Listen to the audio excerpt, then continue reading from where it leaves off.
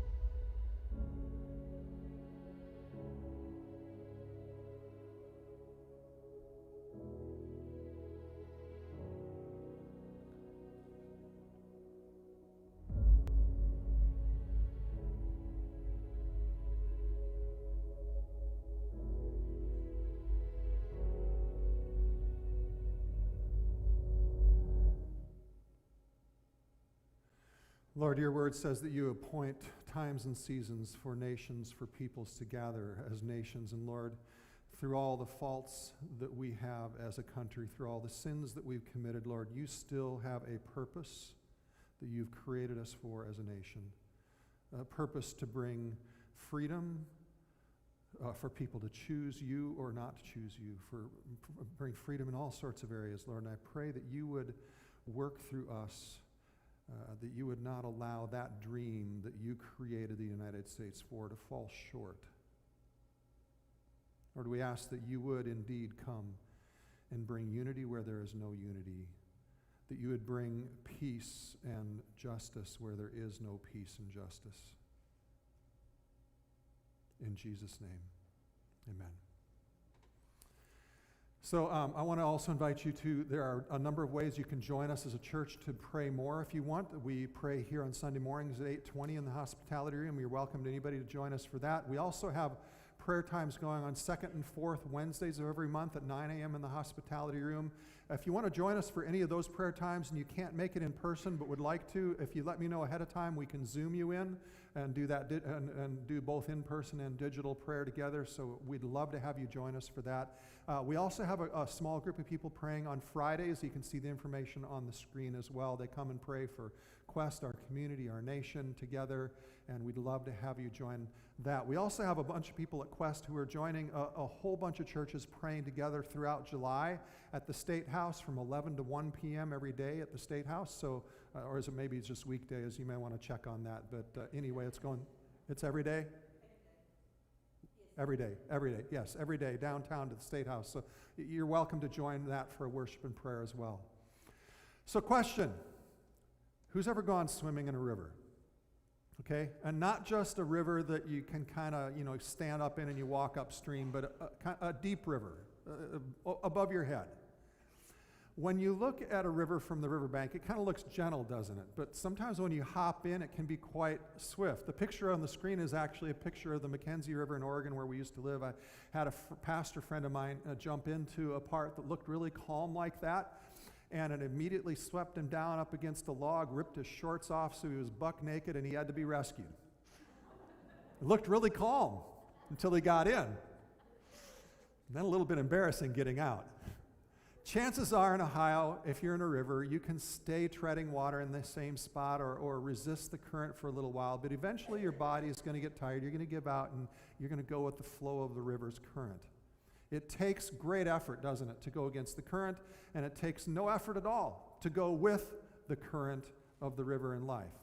So swimming against the current is a really good metaphor for where we find ourselves today in our One Big Story series, because we're looking at Daniel. In our One Big Story series so far, we've seen the Israelites go from being one person to a nation, coming out of slavery in Egypt to wandering in the wilderness to crossing over that river into the Promised Land, building a permanent temple to worship God, and then all of a sudden, because of disobedience, they become greatly divided, and their nation eventually is conquered, destroyed, and many people are taken into exile.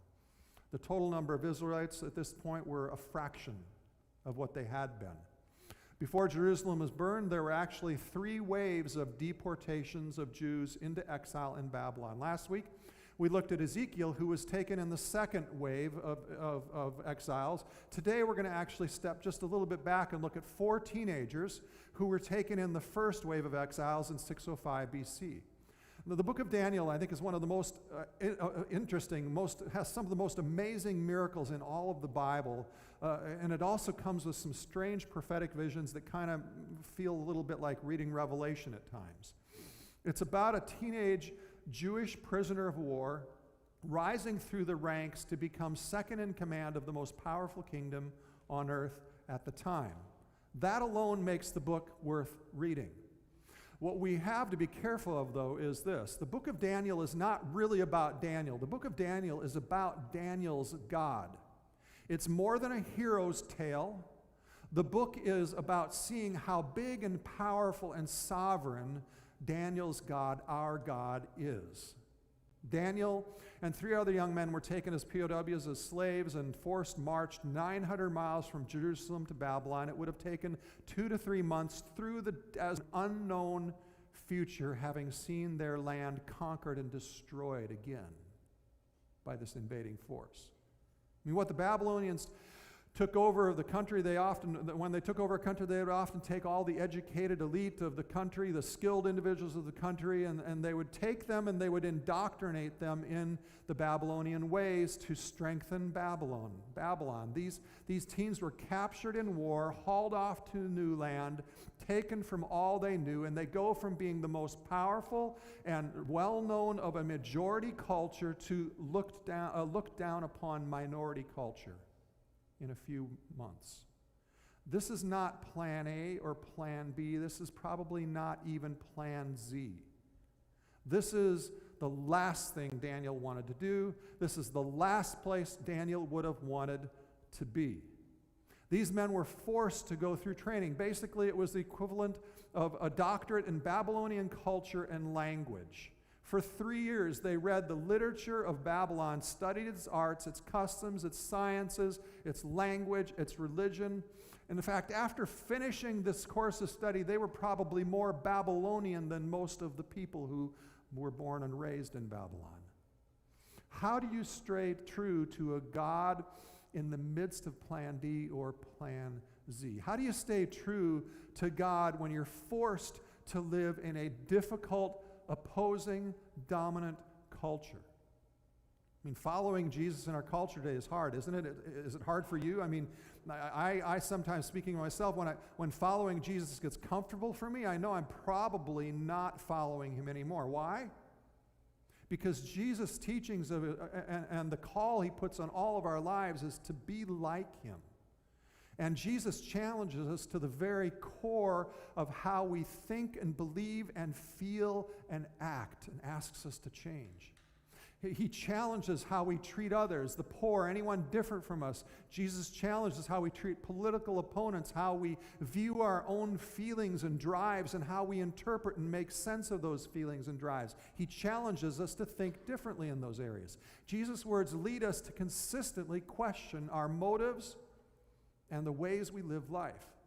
And that's not easy. It's not easy at all. But we come from a long line of God's people who have been in the minority, who have had to swim against culture and against the current upstream to follow Jesus faithfully. We're reminded, it takes no effort to go with the current, but it takes great effort to go against the current. So that kind of raises a couple questions. What currents are really fine to go with in our culture today? And what currents in our culture do we need to resist? And maybe the most important question, what motivates you to have the energy to go against the current of the culture for a lifetime so that you can truly, faithfully follow God? The book of Daniel shows us a God who gives us that kind of energy to live in the tension, and it is a tension, isn't it, of being in the minority and following him faithfully. So, for example, we see Daniel going with the flow when it first comes to Babylon and regarding to letting his name be changed to Belteshazzar. His friends Shadrach, Meshach, and Abednego, as we used to say growing up, had their names changed as well. All of their Hebrew names had meanings connected to their faith in God. But upon arrival, the Babylonians changed the names so that they would be more connected to the different Babylonian gods. The purpose was to help them forget their God and traditions of their homeland in order to help conform them to the traditions and religion and gods of Babylon. Hananiah went from God is gracious to Shadrach, command of the moon god. Mishael went from his name meaning who is like God to Meshach, who is Aku, again referring to the moon god of Babylon. Azariah went from God as helped to Abednego, servant of Nebo, the Babylonian god of wisdom. And Daniel went from his name meaning God is my judge to Belteshazzar, the divine lady or goddess who protects the king. The Babylonians were trying to change their very identity by changing their names that signified we own you, and they wanted them to disown their God as well. So Daniel and his friends went with the flow in their name change, changing their language, receiving training in dreams and arts, and even studying a foreign, ungodly religion. But when it came to food, it's interesting, Daniel pushes back against the current of the cultural river. Now why? Well, the meat that the king's household ate had often been offered to idols. For a Jew, eating meat offered to idols would have been considered partaking in the worship of that idol, and that's also what the Babylonian culture would have seen them doing had they done that. Plus, it appears that Daniel read the wisdom of Solomon when Solomon said, "Do not desire the delicacies of a king's table because that food is deceptive. It's probably full of sugar and it's going to give you a high and you're going to crash," right? It's deceptive. The pushback was not well received by the Babylonian authorities, but Daniel, as you read the story, worked on an arrangement where they didn't have to eat the meat. He couldn't control a lot of things about his environment, but he could control what he ate and who he truly worshipped. This is important. Again, the Babylonians are attempting to change the identity of these, remember, teenagers by conforming them to their ways. Conform us to the world around us and not to Christ. If our identity is not secure in God, we will find ourselves on a roller coaster trying to secure our identity by how we perform or our education or what economic strata we live in or what kinds of friends we have or how we look or a host of other things in life. For Daniel and his friends, not conforming in this area by refusing to worship the Babylonian gods, by not eating the meat that was sacrificed to them, prepares them to say no when the stakes are even higher later on. That said, we do see these four men going through training, immersing themselves in the culture in which they are now living, listening and learning. And this is really noteworthy. It's important when you try to understand a different new culture to take the time to listen and learn. People who oppose our ideas based on sound bites that make us feel uncomfortable, not based on relationship and not based on really listening well. See, Daniel, Shadrach, Meshach, and Abednego all studied and listened deeply, even to ideas and people who they would have normally despised. Their lives demonstrate a wisdom and a winsomeness because they understood their captors well, and they built such powerful relationships because they listened and learned. So let's look at some of the more amazing stories in Daniel's life. Nebuchadnezzar had a dream. No one could interpret it. He was so furious that he wanted to kill all the wise men, including Daniel and his friends. So Daniel hears about it. He asks his friends, fast and pray and ask God that God will give me the interpretation. And God gave him the interpretation, and Daniel gives it to the king, but he gives full credit for the interpretation being from God. He says, it's not from me. God gave this. And the king responded in Daniel 2 saying this: truly your God is a God of gods, the Lord of lords, a revealer of mysteries, for you have been able to reveal this mystery. This is a theme you see throughout Daniel. Over and over again, these ungodly people recognize Daniel's God as the true God. Nebuchadnezzar made Daniel ruler over the entire province of Babylon as a result, and placed him in charge of all the wise men, all of his advisors. Daniel appointed Shadrach, Meshach, and Abednego administrators over the province of Babylon, while Daniel remained at the royal court. But swimming against the current, again, it's not a one-time thing, it's a continual thing. Continually, these men would be challenged to compromise, to worship other idols, and they continually chose to live well in that tension, and it really is a tension. Can we choose, as followers of Jesus, to live well in consistent tension? The next big story, many of you may remember, you'll probably remember it from Vegetable Voices, right? King Nebuchadnezzar decided to build a huge golden idol, 90 foot tall. VeggieTales made this a big deal. In the big ceremony, he demanded everyone to bow down to it or be thrown into a fiery furnace. And so Shadrach, Meshach, and Abednego refuse, and it infuriates the king. And Nebuchadnezzar gives him another chance and says, bow or I'm going to throw you into the fiery furnace. And we see their reply in Daniel 3. They say, if this be so, our God whom we serve is able to deliver us from the burning fiery furnace, and he will deliver us out of your hand, O king. But get this, but if not, be it known to you, O king, that we will not serve your gods. If God doesn't rescue us out of that, then so be it. We're not going to bow to anyone but the one true God. Text goes on, then Nebuchadnezzar was filled with fury, and the expression of his face was changed against Shadrach and Meshach and Abednego. Not a pleasant expression either, by the way. He ordered the furnace heated 7 times more than it was usually heated. In fact, it goes on to tell you that the men who threw these 3 into the furnace themselves died because of the heat being so intense. But it then says the fire had not harmed their bodies, meaning these 3, or even singed the hairs of their head. Nebuchadnezzar saw a 4th man in the fire when these guys were in there. God was with the first 3 who were thrown in. This is viewed as another Christophany in the Bible. A Christophany is an appearance of Jesus, or an appearance of God in some physical form before Jesus' birth. Nebuchadnezzar is so impressed with anything against the one true God.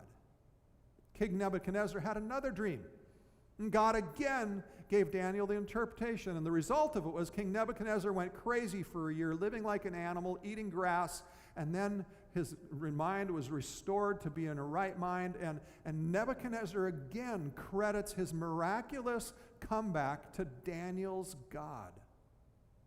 After Nebuchadnezzar, another king comes into power who has this party, and he pours wine into the chalices taken from the Jerusalem temple, and they drink and get drunk, and they're ridiculing the God of Israel as they do this, and suddenly a large and mysterious hand writes on the wall these words, many, many tekel parson, and it's Daniel 5, and the king is frightened. He doesn't know what those words mean, so he asks Daniel to make sense of it, and Daniel interprets it, and he says, you have been weighed on the scales and found wanting.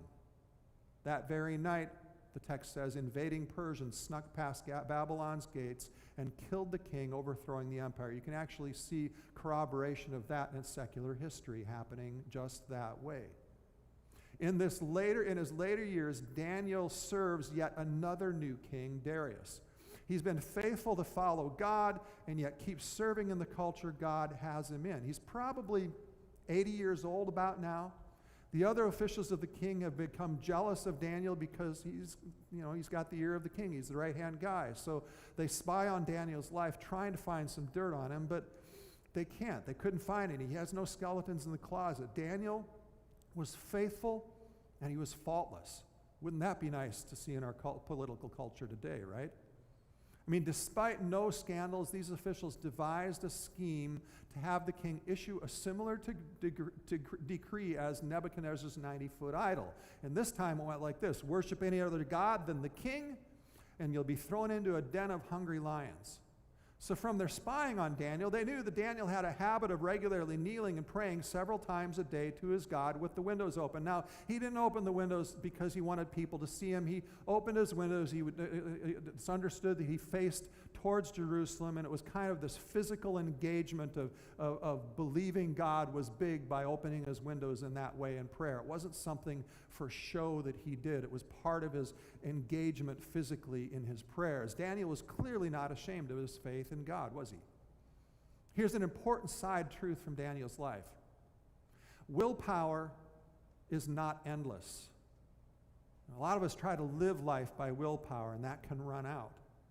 And that's where habits like Daniel had of turning to God and allowing God's love and bigness to fill us come in, and are so critical. Isn't that a great way to put it? So what habits do you have that keep you turning toward God and focused on God on a regular basis? These officials who were jealous of him, of Darius, jealous of Daniel, got Darius through vanity to sign a law that said no one could pray to any god or make any request of any person for 30 days other than to him, Darius, their god king. It placed Darius at the center of everyone's thoughts for 30 days. It's kind of absurd. It's kind of, egocentric, but it stroked his ego, and Darius signed it. And despite the new decree, knowing the risk of being thrown in a lion's den, Daniel keeps his consistent pattern of kneeling in prayer. Again, kneeling was probably his way of saying, I surrender to you, God, and you're the only one I surrender to and no one else. Of course, Daniel is seen by multiple witnesses. He's brought before the king, caught in the act, and the king is forced to follow through on his words, so he throws him in the lion's den that evening, even though he wishes he wouldn't because he loved Daniel. The king, unable to sleep out of concern for Daniel, at dawn wakes up and runs to the lion's den. In Daniel 6 it says this: as he came near to the den where Daniel was, he cried out in a tone of anguish. The king declared to Daniel, "O Daniel, servant of the living God, has your God, whom you serve continually, been able to deliver you from the lions?" And then Daniel said to the king, and get this is amazing, isn't it? "O king, live forever." The guy who just threw him in the lion's den, he's praying for blessing for this guy. "O king, live forever. My God sent his angel and shut the lions' mouths, and they have not harmed me." As a result, the king makes a new decree, Daniel 6, "So I make a decree that in all my royal dominion people are to tremble and fear before the God of Daniel." So it's not like Nebuchadnezzar. He's not going to put him to death. He just says tremble, right? Shake. "For he is the living God, enduring forever. His kingdom shall never be destroyed. His dominion shall be to the end." And then it makes this kind of closing comment. So this Daniel prospered during the reign of Darius and the reign of Cyrus the Persian. So how does this all apply to our lives? How does this affect our ability to swim upstream in our culture, to not compromise and live lives of integrity as followers of Jesus? I think it tells us at least two things about what Daniel and his friends knew about swimming upstream for the long haul and following God in a really dark culture. That number one, God is sovereign. God is in control. And number two, God is near. And God's got you. No matter how difficult or chaotic or troubling the situation is, even if you feel like your life has gone from plan D all the way to plan Z, you can rest that God has got the world and he has you.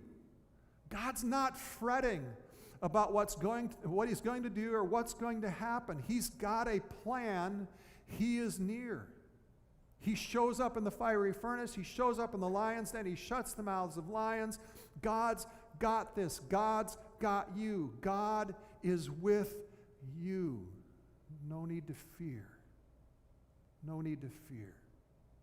The story of Daniel and his three friends reminds me of actually parts of the story of James Stockdale. Many of you know his story. On September 9th, 1965, he was flying a mission over North Vietnam.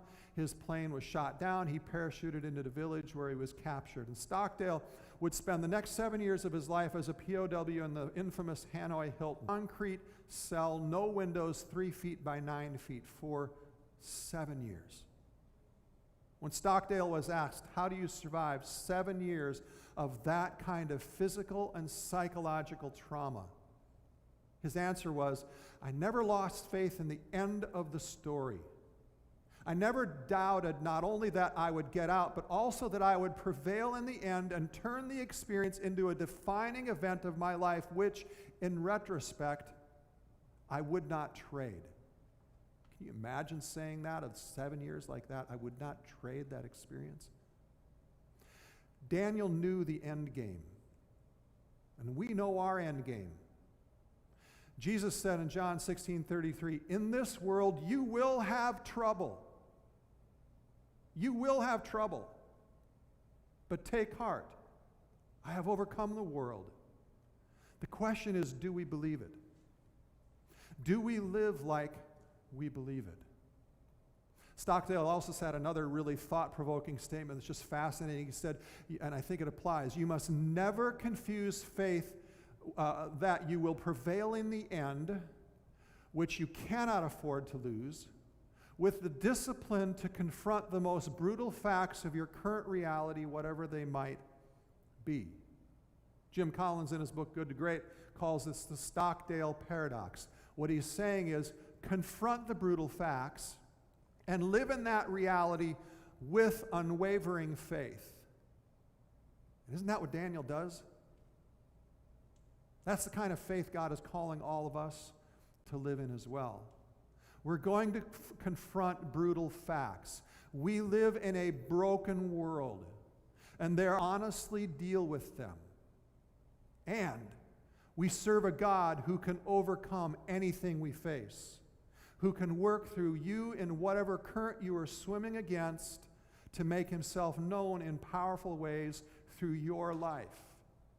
So Daniel is fighting the current of Babylonian culture, evil, conniving politicians, swimming against the pagan religion he's surrounded with on a daily basis, and yet he doesn't wage a culture war. Why? Because he understands that while he may be in exile in a really dark place, God is also there with him. His God is there working to win the hearts and minds of people. His God is there working through even the evilest of rulers and politicians to accomplish his purposes. Daniel lives in faith right where God has placed him in this evil culture in Babylon, all the while being conformed to his God, not to the culture and the ways of Babylon.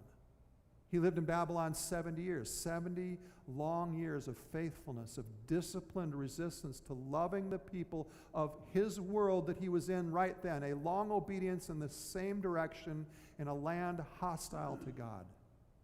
The long obedience resulted in kings being generous to Israel and even declaring Daniel's God as the greatest God. Even though they didn't really give their lives to following that God necessarily, they still declared Daniel's God the most powerful one true God. See, we won't transform our city or our nation by chance.